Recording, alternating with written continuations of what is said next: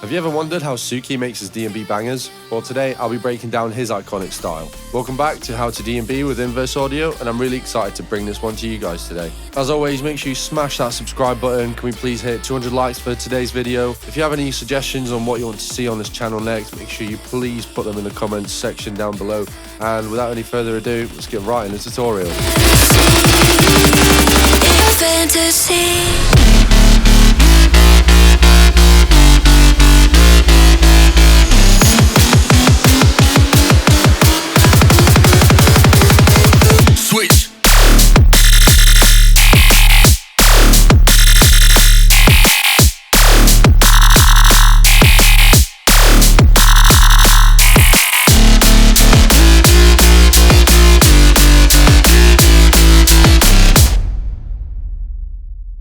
TSUKI's drum arrangements may come across as straightforward, but their effectiveness lies in his simplicity and precision. He employs classic jump-up patterns, strategically placing kicks and snares for maximum impact. To infuse depth and energy, TSUKI incorporates hi-hats at regular intervals, typically every quarter and half note. It's essential to remember that in drum programming, less is often more. Try not to overcrowd your drum loop.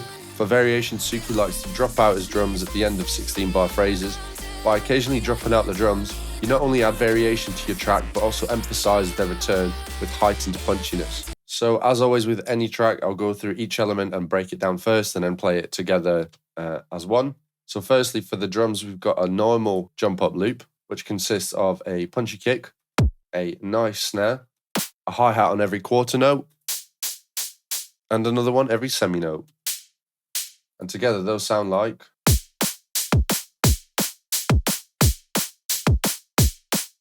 pretty basic jump up stuff. Now for variations within the drums, you're going to want to create these rolls at the end of phrases. One technique of making them interesting is by automating the pitch right here and moving that up as it plays. So this is what it would sound like at the end of a phrase.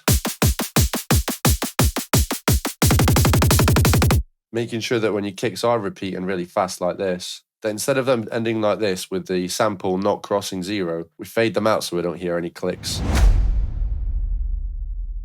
TSUKI's signature sound is anchored by quarter note rolling womp bass lines. Achieving this sound requires using an LFO to achieve the shape and tonality that we all love and know, and applying a generous amount of portamento to ensure seamless note transitions. To achieve a rich and layered bass, stack multiple basses with varying tonal qualities. Don't forget to layer these with a sub to get those speakers shaking. Experiment with different wavetables and pitching one oscillator up by +7 semitones to attain that iconic fifth sound.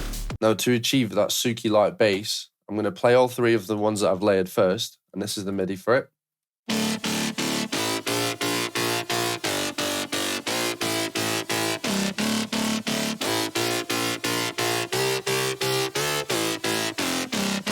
So yeah, the MIDI itself is pretty simple, and now I'll break down each of the individual patches by themselves, but they all follow the same sort of principle.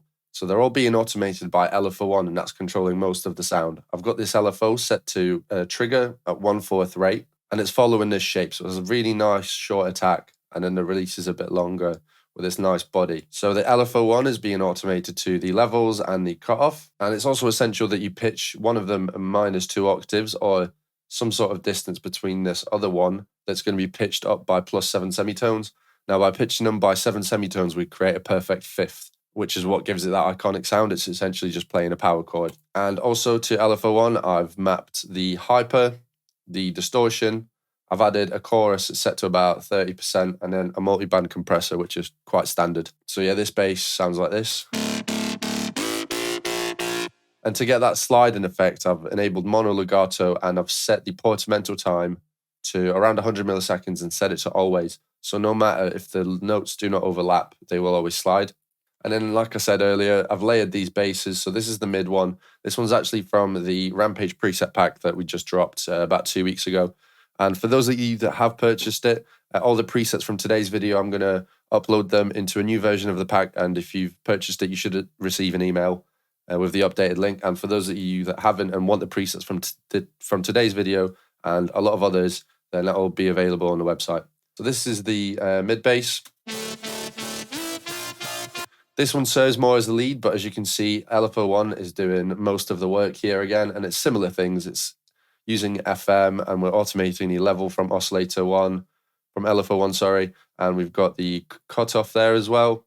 And as the previous patch, we're automating the mix and the drive. We've got a chorus, multiband compressor, and a bit of reverb on there with the low cut turned up so we don't get those, so we don't reverb the bass frequencies. And then the last one, this one's more of a body sort of layer. This is what it sounds like.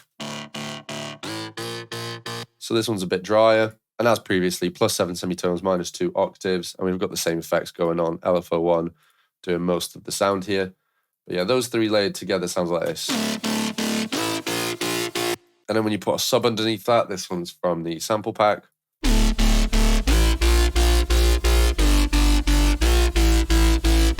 Now with this one, it's important to have the LFO1 shape in the level of the sub, because otherwise you're going to have a long sustained note, and that's going to contrast the bass that we have playing up above it. And we want them to complement each other nicely. And now for the post-processing on these, I've just chucked a decapitator on the main one. The second one has got an OTT and a EQ cutting out some of the around 100 hertz, just because I didn't like it clashing with this main one. And a similar sort of thing with this last one. And I send all of these into a bus here, which has got an OTT. And then all of these other effects are things that I've automated within the track. But yeah, that is essentially the basses in this tune.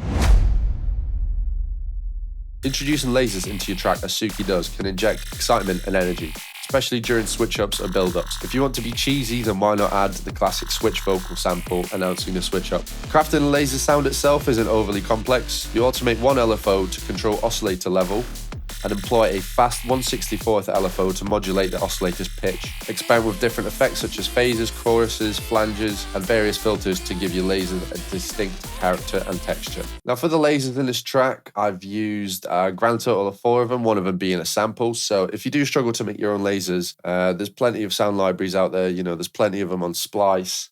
There's quite a few in our sample and preset packs as well. But for this, like I said, I've got those 4 lasers, and then I have the drums before layered. The same with a sub, and right before I've got cheesy switch vocal. Switch. That sort of drop sounds like this. Switch.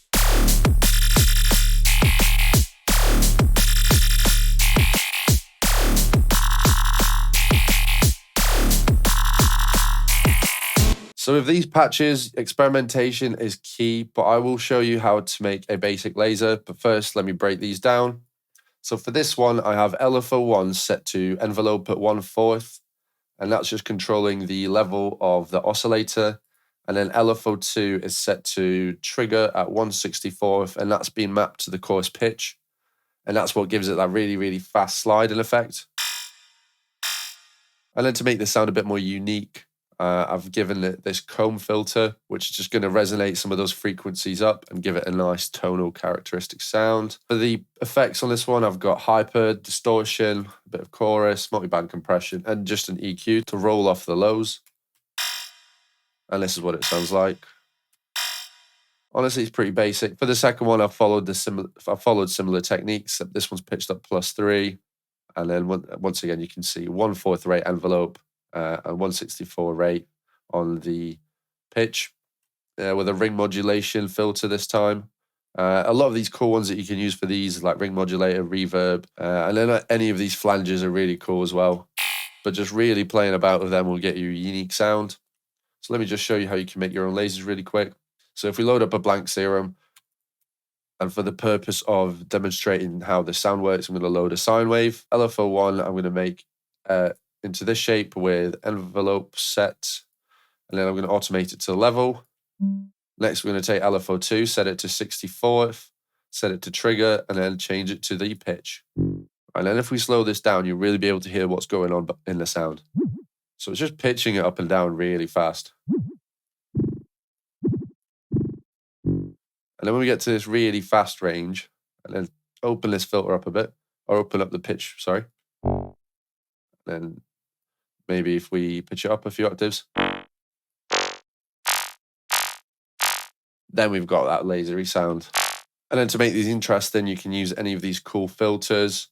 So I've been liking the reverb one recently.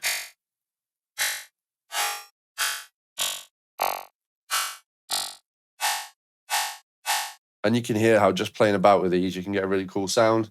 Another cool technique to make these interesting is setting LFO1 to trigger and then taking macro 1 and automating it to the rate, setting it to triplet. And then when you're playing it in the song, you can always automate this macro 1 to get a cool varying sound.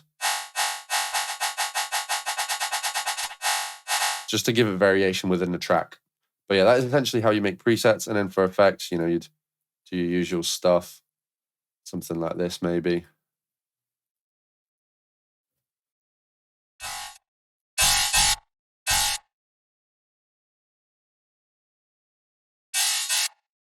But yeah, once you have something like this, then it's all about experimentation. Use this as a solid foundation to build up your lasers.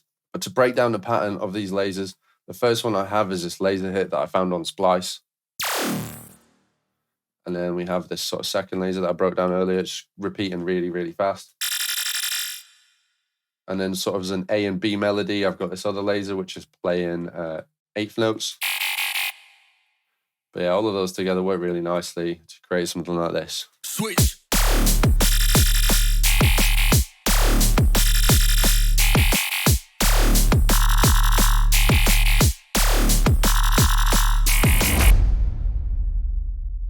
TSUKI's build-ups are renowned for their intensity and crowd-pleasing effects. To replicate his style, extend your build-up significantly.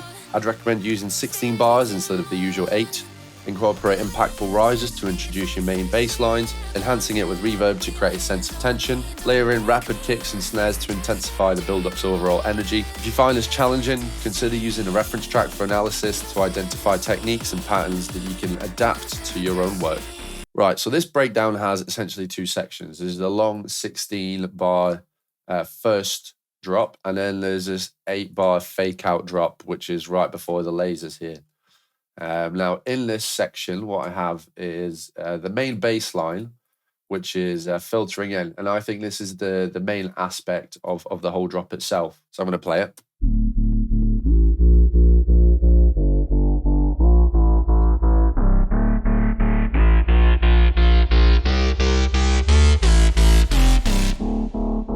And then after 8 bars, I drop it back down. And if you're wondering how I've done this, it's by putting all 3 of these drop basses into a bus and then placing an EQ on it, which opens up with this automation right here.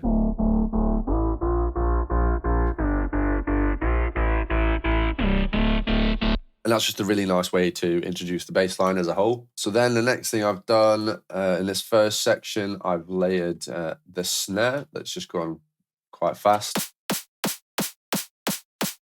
Nothing too crazy, but then once it starts speeding up here and here, I've automated the pitch so it rises and the sample gets shorter and shorter just so it doesn't sound too repetitive. I've also added in the classic kick for this.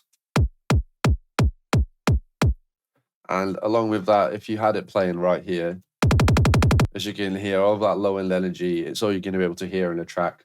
So I've done the usual automation and filtering of the high and low-end frequencies.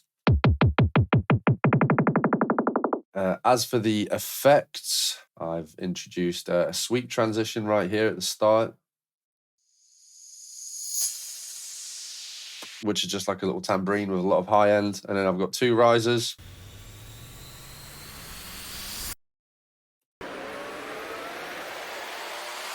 And then a really short one just before the drop because we've got this nice gap here. So yeah, all of that together, minus the vocal and atmospheres, it sounds like this.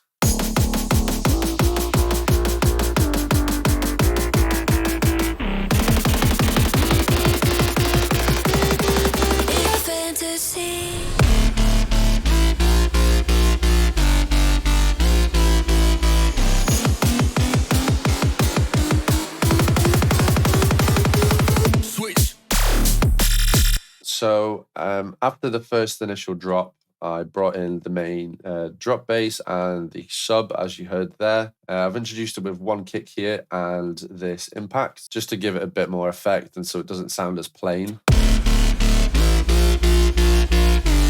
And then as soon as 1 bar of it plays, we go straight into a fake out. And that's just using, I've just used the kick and the snare to, you know, like go I played them really fast to intensify the energy. And then the other cool trick that I did was this pitch automation that I've used on the drop bass bus, and I'm using a wave sound shifter. So essentially, the sound shifter just moves up this fader here, which increases the pitch by 12 semitones over time. So that sounds like this.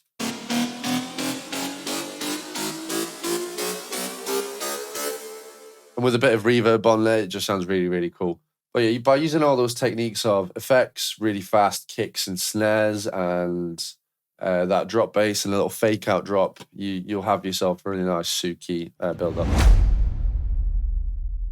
In the final section, focus on adding subtle yet critical elements to enhance the atmosphere and ambience of your track. Seek out ambient sounds and textures that are not overly harmonically rich, but provide the right touch of sophistication to your music. Additionally, consider incorporating reverb plucks or leads to add depth and character. Utilize long filter sweeps and rises to craft an anthemic atmosphere that aligns with the mood of your track. These seemingly minor elements play a pivotal role in defining the overall atmosphere of your music, without overshadowing the main elements. Right, so the main elements that I have here, there's probably about 3 of them, if we don't include the respace and the vocal. But the first one's a pluck.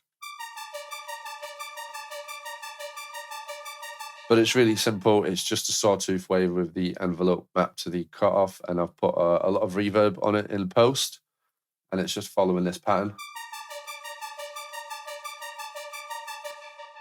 But that goes all throughout the intro. The second atmosphere I have is, I believe, a pigments patch. It's called Lidra.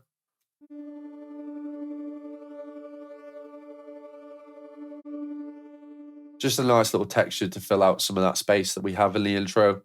And the second one is a sample from Arcade.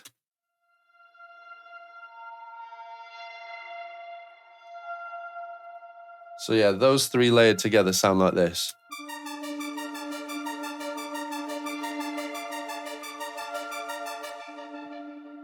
So the elements by themselves don't have a lot of it. So the elements by themselves don't have a lot going on, but when you pair them 3 together, it builds you a nice sonic landscape, which is a solid foundation, and overall just sounds good in the back of the track. It doesn't overwhelm it. So then the next thing that I've added is a few impacts and a few sweeps, transitions and stuff like that. So at the intro of the track, we have this, which is comprised of this main impact and then this mid impact.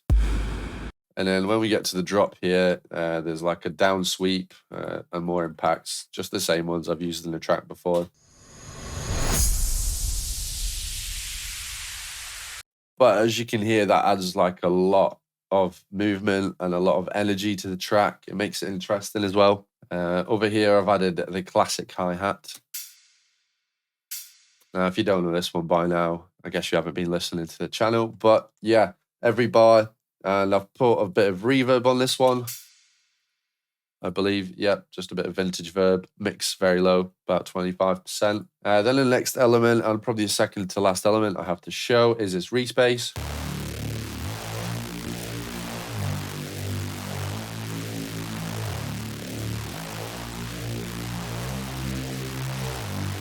Now, again, this patch is fairly simple in the sense that it has 2 sawtooth waves, one of them unison set to 12, one of them to 11. The minus 2 octaves, and then just to make it a bit more interesting, I've added in this notch filter, which is being controlled by LFO1, set to a bar, and that just gives it a bit of movement in this mid-range. And then on the effects, I have a slight distortion. By slight, I mean 3/4 of the way, and a multiband compressor. But yeah, then the last element, which I haven't even covered yet, is the vocal. It's once again a sample from Splice, and I've put quite a few effects on it, I believe. Yeah, I've got my whole chain on here, which I will do a video on vocal processing very soon. Thanks for your patience, guys, but I am quite busy, unfortunately. So stay tuned for that one. But this is what the vocal sounds like. I like the way it feels with your eyes on me. It gets hard to conceal that I'm falling deep. I like the way it feels with your hand. But the main sort of hook of this vocal is the second bit here. Wake me if it's just a dream. I wanna live in your fantasy. In your fantasy. fantasy. And I guess a great way of finding out if your vocal fits the vibe of your track is by playing it with the main element. So for this case, it would be this bass line. And when I played these two together, I instantly knew that this was the right vocal for the track. Wake me if it's just a dream. I wanna live in your fantasy. In your fantasy. In your fantasy. But yeah, the intro sounds like this. I like the way it feels with your eyes on me. It gets hard to conceal that I'm falling deep. I like the way it feels with your hands on me. On me. As you can hear, all the elements very nicely complement themselves. Nothing's really fighting for the space. Everything has a clear space within the frequency spectrum and within the balance and the pan of the mix as well. But yeah, essentially that is the whole track. It's pretty self-explanatory. I feel like this style fundamentally is pretty easy, but TSUKI does it so well, so it's not impossible to get it sounding amazing. But he's definitely very, very good at what he does. And just because this style might be a bit simpler looking from the outside in, it is actually really hard to get it sounding like amazing and not overly generic. But let's quickly cover the mixing. On my vocal chain, I have some compressors, EQs, DSers, and I've got a decapitator at the end just for a bit of excitement. And then I fed that to a reverb bus, which then is parallel compressed with the main vocal coming in, so that when the vocal is played, and then after it cuts out, it sort of shoots back up as you'll be able to see here. So as soon as it stops playing, the reverb is turned up so that they don't clash too much with each other. And I've done that exact same thing for the delay, which is a 1/8 ping pong delay. Then on my plucks, I've got basic stuff like reverb, delay, and then a wider. I've got a portal on my Atmosphere just to give it some cool granular depths. On the bass bus, I have my sidechain, so nothing there. On here, like I said, the only thing that's actually doing something is this OTT and reverb. The others are effects. Then, yeah, a bit of distortion on the basses, but not overly a lot. So the biggest tip I can give you guys when mixing your lasers, and I've said this before, is this Effector plugin, which is actually a free plugin, a stock plugin on FL Studio. And if you go on the flanger of the phaser effects and then turn off the bypass and start playing with it, you can get some really unique sounds.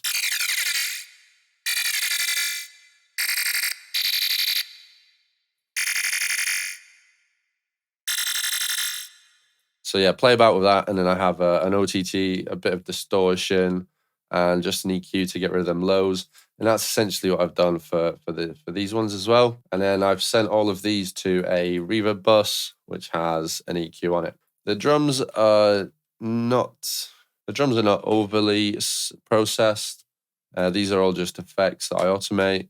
There's actually nothing on them apart from this hat. The drums I've kept very simple, maybe a bit too much, but that's essentially the mix. You want a nice level to your tracks. But yeah, that essentially wraps it up for today's video. I hope you guys have enjoyed it. As always, leave a comment on what you want to see next down in the description. If you're interested in one-to-one tutoring, then please head over to the website or shoot me a message over Discord or send me an email. We'll be more than happy to answer your questions. And if you want any of the presets from this video, go check out the latest preset pack. I'll update it and put all of these in. But yeah, hope you guys have enjoyed it, and Inverse Audio out. I like the way it feels with your eyes on me. It gets hard to conceal